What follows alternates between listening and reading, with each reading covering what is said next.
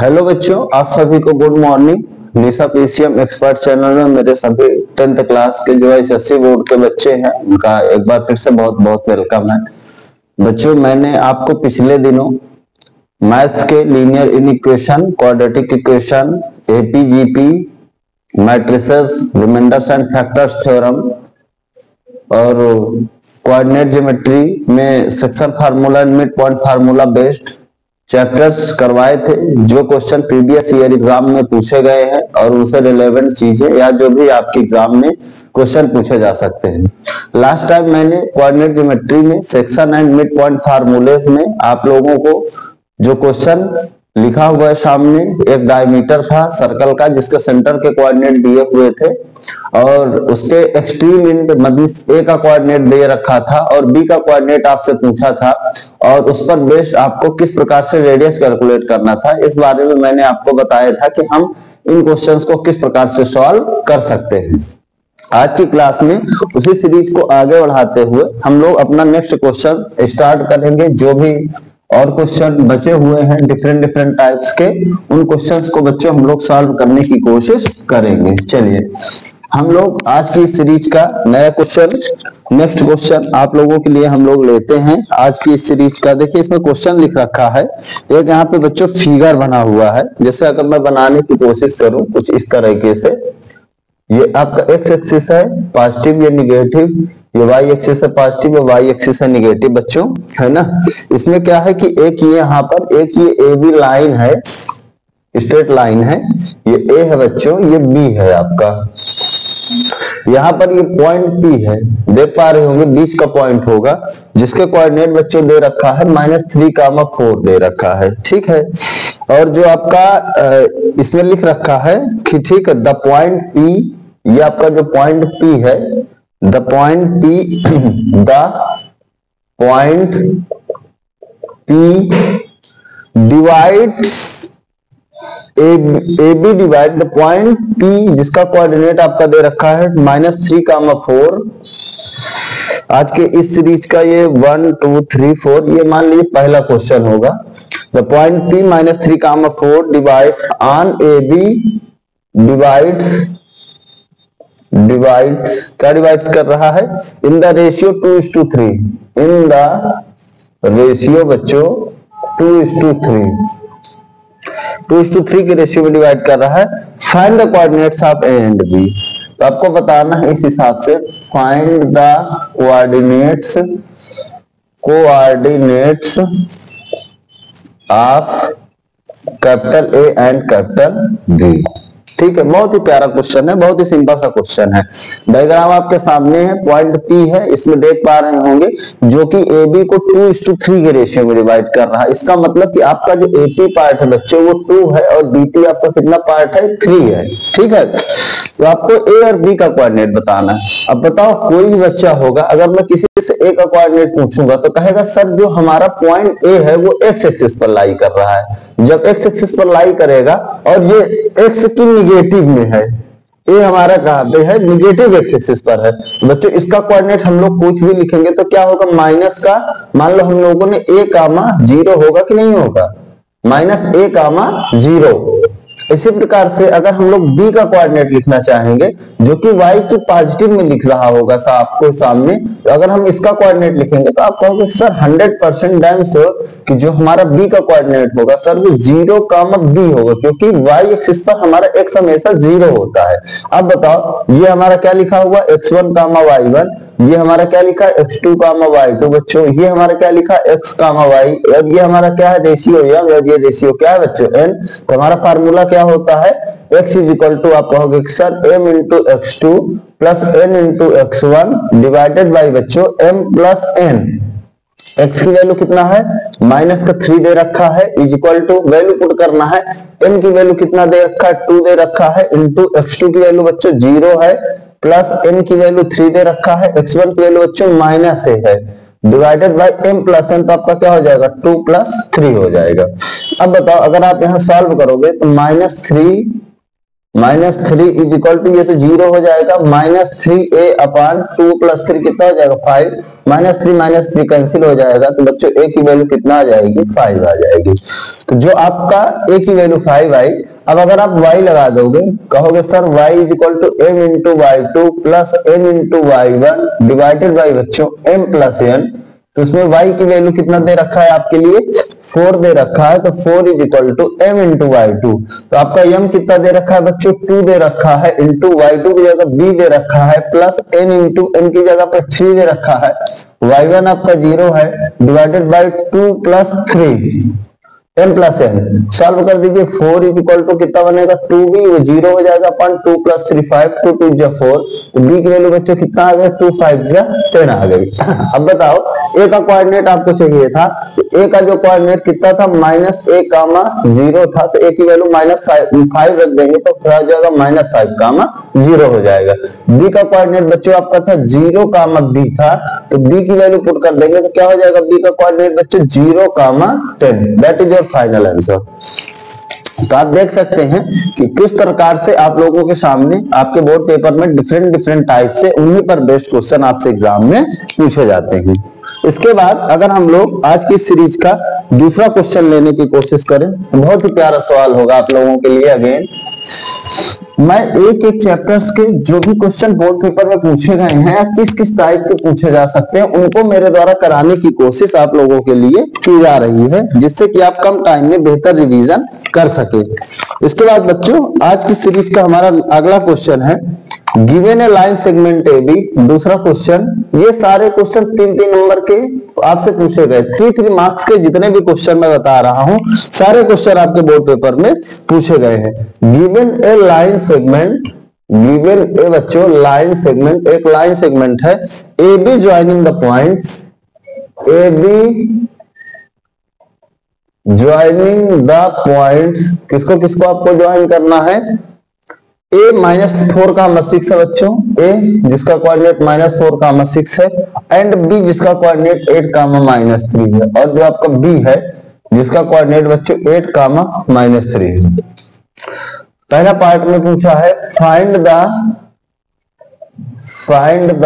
Ratio, आपको ratio बताना है in which A B is divided by the Y axis, in which A B is divided by the Y axis. बहुत ही प्यारा सवाल है। दूसरा पार्ट में find the coordinates of the point of intersection, 3 marks के क्वेश्चन पूछे जाते हैं। Find the coordinates of the points on intersection, of the points on intersection. Next part में the length of A B, तीसरा question है the length of A B. बहुत ही प्यारा सवाल है आप लोगों के लिए। आप देख सकते हैं कि एक लाइन सेगमेंट है ए बी जिसमें ए के कोऑर्डिनेट और बी के कोऑर्डिनेट दिए गए हैं आपसे। कह रहा है कि आपको रेशियो बताना है अगर इस ए बी लाइन को कोई वाई एक्सिस डिवाइड करे।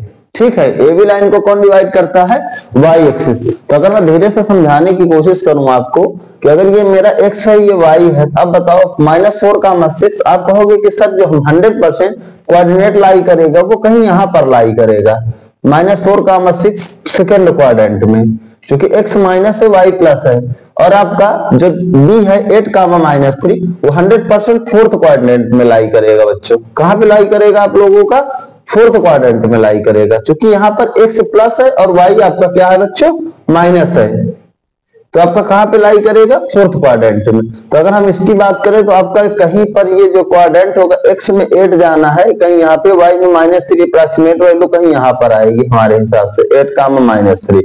अब जब आप इसको यहाँ से मिलाओगे ऐसे एक लाइन सेगमेंट बनेगा। आप देख पा रहे होंगे ये a है ये b है, तो ये लाइन को कहीं वाई एक्सिस यहाँ पर मीट कर रहा है, एक्स एक्सिस पर भी मीट कर रहा है, लेकिन हमको कहाँ पे क्वेश्चन वालों ने बोला है बच्चों, वाई एक्सिस पर मीट कराना है। तो हमको मेन मतलब यहाँ से है, ये हमारा पॉइंट P होगा, जो हमारा क्या होगा, इंटरसेक्शन पॉइंट होगा। अब बताओ इसका कोऑर्डिनेट, जब भी कोई भी लाइन वाई एक्सिस पर मीट करती है तो उसके कोऑर्डिनेट मैंने क्या बताया है कि आपको वाई एक्सिस पर x हमेशा 0 होता है बच्चों, इसका कोऑर्डिनेट कितना हो जाएगा, 0, y हो जाएगा। तो आपको पहला पार्ट में रेशियो बताना है, तो बच्चों रेशियो ये m हो जाएगा, ये n हो जाएगा। अब बताओ ये कोऑर्डिनेट हमारा x1, y1 होगा, ये कोऑर्डिनेट हमारा वैसे x, y होता है, और ये कोऑर्डिनेट बच्चों क्या हो जाएगा, x2, y2 हो जाएगा। हम लोग फिर से अगेन अपना सेक्शन फार्मूला अप्लाई करेंगे। x इज इक्वल टू क्या होता है बच्चों, m into x2 plus n into x1 divided by बच्चों m प्लस क्या हो जाएगा, n हो जाएगा, राइट। अब इसके बाद x की वैल्यू आप रखोगे तो आप कहोगे कि सर ये 0 दे रखा है, m की वैल्यू कितना दे रखा है नहीं पता है, x2 की वैल्यू कितना दे रखा है 8 दे रखा है, प्लस n कितना दे रहा है बच्चों नहीं पता है, x1 की वैल्यू कितना दे रखा है माइनस का 4 दे रखा है, और डिवाइडेड बाई जो हमें चाहिए m प्लस n चाहिए। क्रॉस इनटू में ये 0 चला जाएगा। अगर आप इसको ध्यान से देखेंगे कितना बनेगा बच्चों, 8m minus 4n is equal to 0। 8m की वैल्यू बच्चों किसके इक्वल हो जाएगी, 4n के। तो m अपान जो n का रेशियो बनेगा, आप कहोगे कि सर n के साथ 4 का इंटू है तो 4 ऊपर हो जाएगा, 8 नीचे हो जाएगा। आप ध्यान से देख पा रहे होंगे 4n है और 8m है, इसको सॉल्व कर दीजिए तो कितना आ जाएगा बच्चों, 1/2 आ जाएगा। मींस m/n का रेशियो आपको कितना निकल के आया बच्चों, 1:2। कितना है आपको, 1:2, राइट। ये आपको ध्यान रखना है। इसके बाद आपसे पूछ रहा है find the coordinates of the point of intersection, means P के कोऑर्डिनेट फाइंड आउट करना है। तो बताओ P के कोऑर्डिनेट हम लोग कैसे निकाल पाएंगे, x तो हमें पता है 0, y नहीं पता है, जिसमें रेशियो ये 1 आ गया और n हमारा कितना आ गया बच्चों, 2 आ गया। तो y की वैल्यू हम लोग निकाल देंगे इजीली। कैसे निकालेंगे, m into y2 plus n into y1 divided by बच्चों m प्लस n। m की वैल्यू कितना है बच्चों, 1 इंटू y2 की वैल्यू कितना है बच्चों, -3 प्लस n की वैल्यू कितना दे रखा है बच्चों, 2 दे रखा है, y1 की वैल्यू कितना दे रखा है, 6 दे रखा है, divided by m plus n। कितना हो जाएगा बच्चों, 1 प्लस 2 हो जाएगा। तो ये -3 प्लस 2 इंटू 6 12 हो जाएगा, डिवाइडेड बाई 2 प्लस 1 3 हो जाएगा। -3 प्लस 12 बच्चों 9/3 हो जाएगा, जिसकी वैल्यू कितना आ जाएगी, 3 आ जाएगी, राइट। तो आपका जो coordinates of the point of intersection P का कोऑर्डिनेट जो बच्चों था आपका कितना था, 0, y था। तो कोऑर्डिनेट कितना बनेगा, इज इक्वल टू 0, y की वैल्यू कितना आ गई, 3 आ गए। बिल्कुल आप समझ लीजिए, जो चीजें मैं एक बार बता दूं फिर उन्हीं को हम लोग बार बार यूज लेंगे बेहतरीन तरीके से। आप देख पा रहे होंगे कि कोई भी क्वेश्चन है कितना कम समय में अगर आपको बढ़िया से समझ में आ जाता है तो उसको हम लोगों को सॉल्व करने में बिल्कुल भी टाइम नहीं लगता है। इसके बाद AB की बच्चों लेंथ हमें फाइंड आउट करना है। बताओ AB की लेंथ के लिए मैंने क्या बताया था, आपको कभी भी AB की लेंथ या किन्हीं भी दो पॉइंट के बीच की डिस्टेंस निकालना है। FC का डिफरेंस, FC का x2 8 है, एक -4 है, इसका डिफरेंस कितना आ जाएगा बच्चों, 8 माइनस -4। और ऑर्डिनेट का डिफरेंस -3 है और ये 6 है, इसका डिफरेंस कितना आएगा, -3 -6। दोनों का स्क्वायर कर देंगे बच्चों, प्लस लेके क्या हम लोग लगा देंगे, रूट लगा देंगे। यही हमारा होता है distance formula. Difference of x का डिफरेंस ऑफ ऑर्डिनेट दोनों का स्क्वायर करके प्लस लगा के हम लोगों को बच्चों क्या ले लेंगे, रूट ले लेंगे, तो हमारा क्या निकल आएगा, डिस्टेंस। और इसको हम लोग सॉल्व कर देंगे। आप देख पा रहे होंगे that is equal to square root बच्चों 8 माइनस माइनस प्लस हो जाएगा, 8 प्लस 4 का होल स्क्वायर प्लस -3 -6 बच्चों -9 का स्क्वायर। अब 8 प्लस 4 कितना हो जाएगा, 12 का स्क्वायर, अब प्लस -9 का स्क्वायर कितना हो जाएगा बच्चों, 81 हो जाएगा। तो 12 का स्क्वायर कितना आएगा बच्चों, 144 प्लस 81। अगर आप इसको सॉल्व कर देंगे तो कितना आ जाएगा, 225 आ जाएगा, जिसका मतलब क्या होता है बच्चों, 15 यूनिट। इन दोनों जो पॉइंट्स A और B हैं, इनके बीच की जो डिस्टेंस आएगी बच्चों वो कितने यूनिट आ जाएगी, 15 यूनिट आ जाएगी। इस तरीके से आपके क्वेश्चन बार बार इन्हीं टाइप पर बेस्ड 3 नंबर का क्वेश्चन आप लोगों से बोर्ड पेपर में कोऑर्डिनेट ज्योमेट्री जिसमें section and formula and mid point फार्मूले पर बेस्ड क्वेश्चन आप लोगों से एग्जाम में पूछे जाते हैं। ये क्वेश्चन बोर्ड पेपर के हिसाब से जो कि कॉमन चैप्टर है, चाहे वो ICSE बोर्ड का बच्चा हो चाहे CBSE बोर्ड का बच्चा है, दोनों के लिए ये वेरी वेरी इंपॉर्टेंट है। क्योंकि ये दोनों ही जो ये चैप्टर है दोनों ही बोर्ड में कॉमन चैप्टर है बच्चों। इसके बाद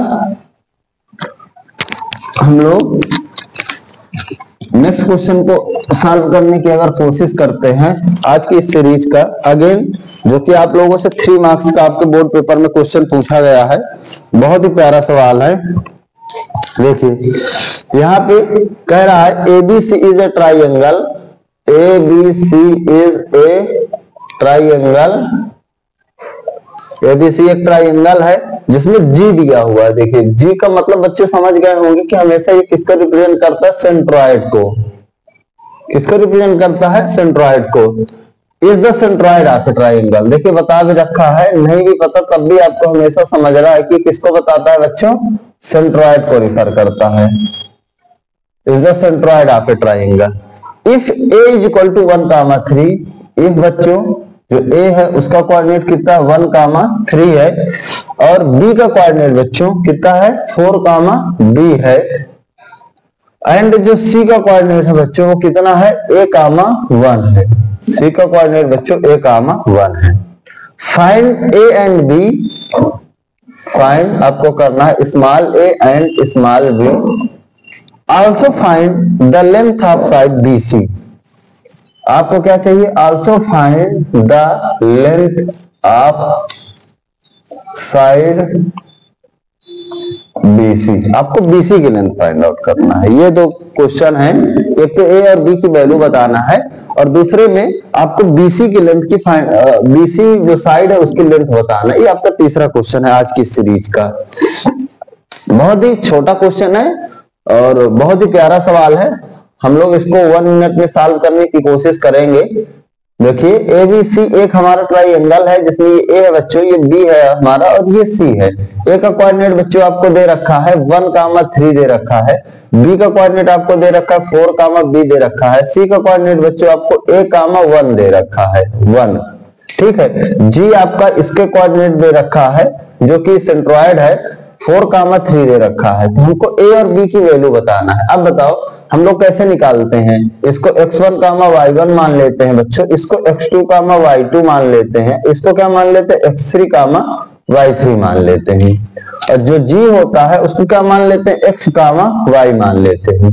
अब इसके बाद जो हमारा सेंट्रॉइड के कोऑर्डिनेट होते हैं वो क्या होते हैं, सम ऑफ x3 जो कि ट्राइंगल के वर्टिसेस के कोऑर्डिनेट होते हैं उनका, और सम ऑफ ऑर्डिनेट अपॉन 3। तो अगर बच्चों आप x की वैल्यू लिखना चाहोगे तो आप कहोगे कि सर जो x की वैल्यू होती है x1 plus x2 plus x3 upon कितना हो जाएगी बच्चों 3 हो जाएगी।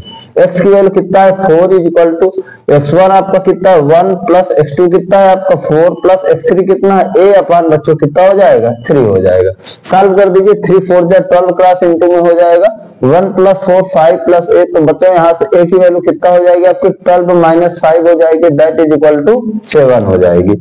a की वैल्यू बच्चों कितना हो जाएगी 7। ऐसे अगर आप y की वैल्यू निकालना चाहें तो उसके हिसाब से क्या होगा, सम ऑफ ऑर्डिनेट्स अपॉन 3। सारी वैल्यू आप देख पा रहे होंगे, x1 x2 x3 आपको दिख रही होंगी आसानी से, y1 y2 y3 भी आपको वैल्यू आसानी से दिख रही होंगी। तो y की वैल्यू बच्चों कितना हो जाएगा 3 हो जाएगा, that is equal to y1 आपका कितना है 3 प्लस y2 कितना है b है बच्चों, y3 कितना है 1 है, डिवाइडेड बाय कितना हो जाएगा 3 हो जाएगा, 3 प्लस b प्लस 1 अपॉन 3। ये कितना हो जाएगा 3 3 बच्चों 9 हो जाएगा, 3 प्लस 1 4 प्लस b, तो b की वैल्यू कितना हो जाएगी बच्चों 9 माइनस 4 हो जाएगी, दैट इज इक्वल टू 5।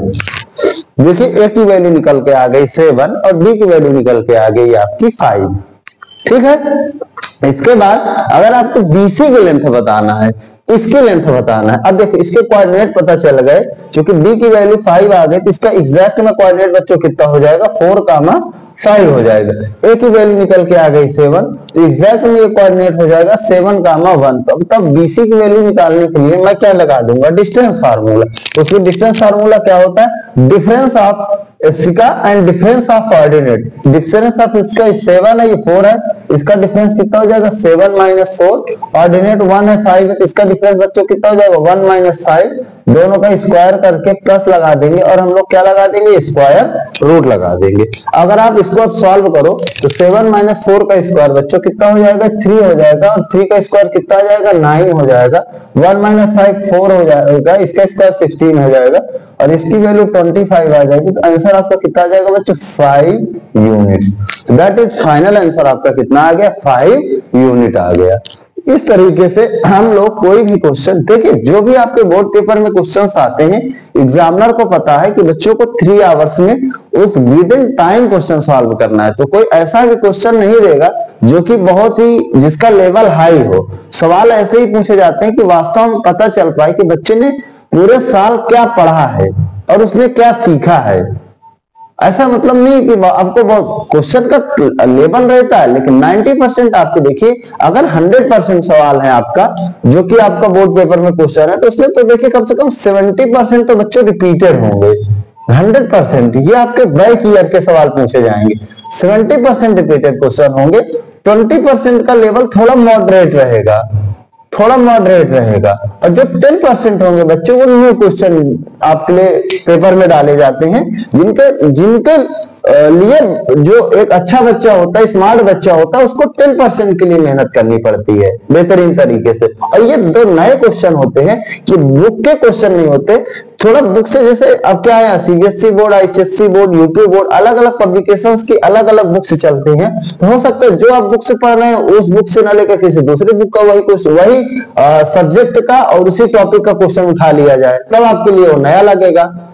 तो चूंकि आप लोग तो एक ही बुक को आप फॉलो कर रहे हैं ना, एक ही बुक को सॉल्व कर पा रहे होंगे, या जो दूसरे बंदे यूपी बोर्ड के हैं उनके लिए आईसीएसई वाले से क्वेश्चन उठा लिया जाए, आईसीएसई वाले को यूपी बोर्ड वाले से उठा लिया जाए, इंग्लिश मीडियम के जो भी बच्चे हैं। इस तरीके से क्वेश्चंस वही रहते हैं, बस केवल और केवल जो सवाल है अलग अलग बुक्स से अलग अलग टाइप्स के उठा लिए जाते हैं, जिससे बच्चों को ये न लगे कि डिक्टो जो मैंने पढ़ा वही का वही आ गया। अगर इस तरीके से, इसीलिए अगर आप विद इन टाइम अच्छे से मेहनत करते हैं, 1-2 बुक को सॉल्व करते हैं, तो बच्चे ये भी होता है कि आप मैथ्स में फुल 100% में 100% मार्क्स गेन कर सकते हैं, किसी भी प्रकार की मार्क्स में कटौती नहीं होती। ये बात आप समझ सकते हैं।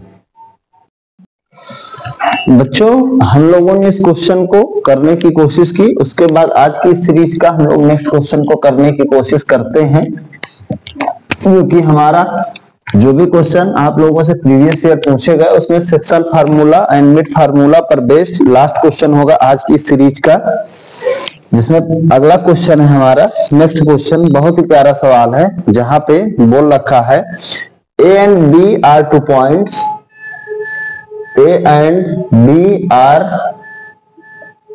2 points on the x-axis and y-axis respectively. On the x-axis and y-axis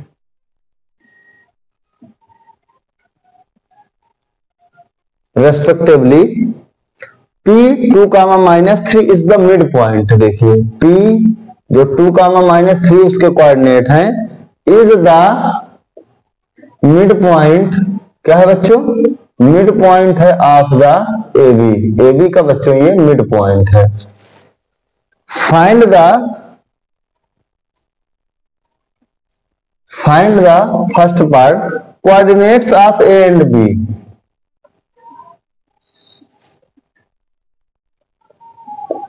coordinates of capital A and capital B। Slope of line AB, slope of line AB। तीसरा पार्ट इसी में इक्वेशन ऑफ लाइन AB। बहुत ही प्यारा सवाल है आप लोगों के लिए, इक्वेशन ऑफ लाइन AB। कई सारी चीजें क्लियर होंगी। एक छोटा सा डायग्राम भी इन्होंने बना के रखा है यहाँ पे,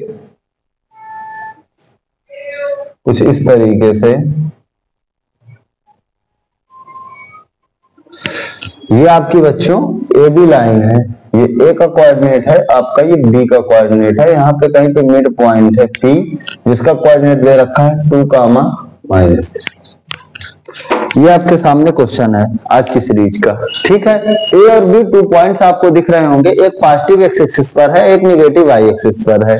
क्योंकि एक्स एक्सिस वाई एक्सिस जब ये दे रहा है तो उसमें एक्सिस को मेंशन नहीं कर रहा है, इसे क्योंकि हमको तो लग रहा है एक्स एक्सिस भी पॉजिटिव है, वाई एक्सिस भी पॉजिटिव है, लेकिन डायग्राम देखने पर दिख रहा है कि एक एक्स एक्सिस तो पॉजिटिव है लेकिन वाई एक्सिस नेगेटिव है।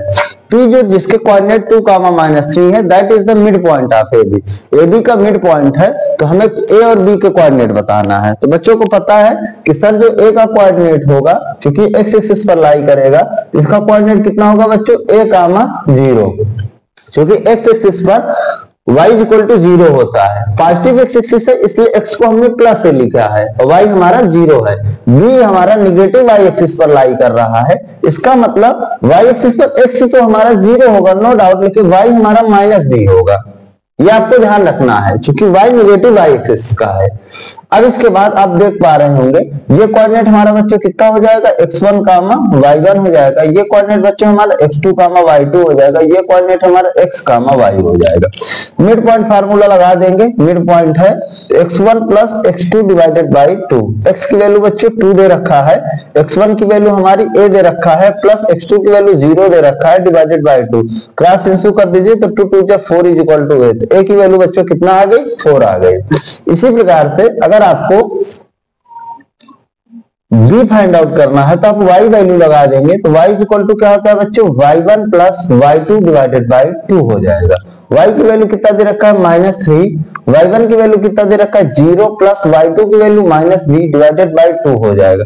तो -3 इज इक्वल टू कितना हो जाएगा, -b/2, माइनस माइनस कैंसिल हो जाएगा। b की वैल्यू कितना हो जाएगी बच्चों, 2 3 जा 6 हो जाएगी। ये हमारा आ गया, ठीक है। वास्तव में जो a का कोऑर्डिनेट बनेगा बच्चों वो कितना बनेगा आपका, 4, 0 बनेगा, और b का कोऑर्डिनेट कितना बनेगा, 0, -6 बनेगा। राइट, ये चीज आपको समझना होगा। इसके बाद अब हमको दूसरे पार्ट में स्लोप पूछा है। ये आपका a का कोऑर्डिनेट देखिए निकल गया 4, 0, b का कोऑर्डिनेट निकल गया 0, -6। स्लोप बहुत ही सिंपल, मैंने बताया था कि किसी भी लाइन का अगर हमको स्लोप निकालना है तो क्या होता है फार्मूला बच्चों, y2 - y1 divided by x2 - x1 होता है। रख दीजिए वैल्यू, y2 आपकी कितना है, -6, तो -6 - y1 0 है, divided by x2 - x1। x1 हमारा 0 है और x1 हमारा 4 है, तो 0 - 4 हो जाएगा। सॉल्व कर दीजिए, -6/-4 होगा, माइनस माइनस कैंसिल हो जाएगा, 2 3 जा 6, 2 2 जा 4। आंसर आपका कितना आ जाएगा बच्चों, 3/2 आ जाएगा। बहुत ही प्यारा सवाल है। जो आपका स्लोप होगा वो इस लाइन का वो कितना आएगा आपका, 3/2 आ जाएगा। राइट, इसके बाद इक्वेशन ऑफ लाइन ए भी लिखना है। थर्ड पार्ट में हमें इस लाइन का इक्वेशन लिखना है। किसी भी लाइन का इक्वेशन मैंने बताया था कि जो हमें इक्वेशन लिखता है जब हमको दो कोऑर्डिनेट दिए रहते हैं, एक x1 y1 एक x2 y2, हम लोग लिखते हैं y - y1 is equal to y2 - y1 divided by x2 - x1, bracket में x - x1 हो जाएगा। वैल्यू रख दीजिए, y - y1 की वैल्यू बच्चों कितना है, 0 है, is equal to y2 - y1 upon x2 - x1। देखिए इसको हम लोग अभी निकाल चुके हैं, पूरी वैल्यू कितना आई है, 3/2। x - x1 की वैल्यू बच्चों कितना दे रखा है आपका, 4 दे रखा है। सॉल्व कर दीजिए, y - 0 तो y ही आने वाला है, तो y is equal to 3/2 x - 4। अगर आप क्रॉस इंटू कर देंगे 2y इज इक्वल टू ये बन जाएगा 3x - 3 4 जो 12, लेफ्ट राइट कर दीजिए तो 3x - 2y की वैल्यू कितना आ जाएगी, 12 आ जाएगी। That one is the equation of line A B. ये आपका लाइन ए बी का क्या है बच्चों, इक्वेशन है। इस प्रकार से हम लोग with the help of the this formula y - y1 is equal to y2 - y1 upon x2 - x1, bracket में x - x1, हम लोग लाइन का इक्वेशन को डिटरमाइन कर सकते हैं। इस प्रकार से लाइन का इक्वेशन निकाल सकते हैं। जितने भी पॉसिबल क्वेश्चन हो पाए केवल specially section formula and mid point फार्मूले पर बेस्ड उनको मेरे द्वारा कराने की कोशिश की गई। अब मैं नेक्स्ट लेक्चर्स में जो इक्वेशन ऑफ लाइन पर बेस्ड क्वेश्चन आते हैं, परपेंडिकुलर, पैरेलल, स्लोप का क्या कैसी चीजें होती हैं, उनको हम लोग नेक्स्ट वीडियोस में करने की कोशिश करेंगे। आप इन क्वेश्चन को बेहतरीन तरीके से कर लें, प्रैक्टिस कर लें। यही क्वेश्चंस बार बार आपके बोर्ड पेपर में रिपीटेड होते हैं, इन्हीं पर बेस्ड रिपीटेड होते हैं। इसी वजह से जो भी क्वेश्चंस का कलेक्शन मिल पा रहा है जो सवाल आ सकते हैं पिछले दिनों पूछे गए हैं 3 मार्क्स से, किस तरीके से आपके आईसीएसई बोर्ड में जो क्वेश्चन है वो पूछे जा रहे हैं, उनको मेरे द्वारा कराने की आप लोगों के लिए कोशिश की जा रही है। तो ये चीज आप देख सकते हैं। अगर वीडियो अच्छी लगे तो आप चैनल को सब्सक्राइब करें, बेल आइकन की घंटी को भी दबाएं, दूसरे बच्चों के साथ भी शेयर करें, जिससे कि उनको भी इन वीडियोस का अच्छा लाभ मिल सके। साथ में ये जरूर मुझे बताएं कि आपके स्कूल में कौन सी बुक फॉलो हो रही है, जिससे कि मैं नए सेशन से जो नए बच्चे आए उनके लिए डिफरेंट बुक्स का कॉम्बिनेशन, मींस अगर आईसीएसई बोर्ड होगा तो केवल आईसीएसई बोर्ड की बुक्स फॉलो होंगी, सीबीएसई होगा तो केवल सीबीएसई बोर्ड की बुक्स फॉलो होंगी। मिक्स नहीं चलेगा, आईसीएसई की अलग क्लासेस चलेंगी, सीबीएसई की अलग क्लासेस चलेंगी, बिल्कुल फ्री ऑफ कॉस्ट। आप बैठ के 1 साल में कंप्लीट इस चैनल के माध्यम से अपना पूरा सिलेबस खत्म कर सकते हैं। इसी के साथ आज के हम इस लेक्चर को फिनिश करते हैं और आपसे नेक्स्ट वीडियो में मिलते हैं। आपको बहुत बहुत थैंक यू।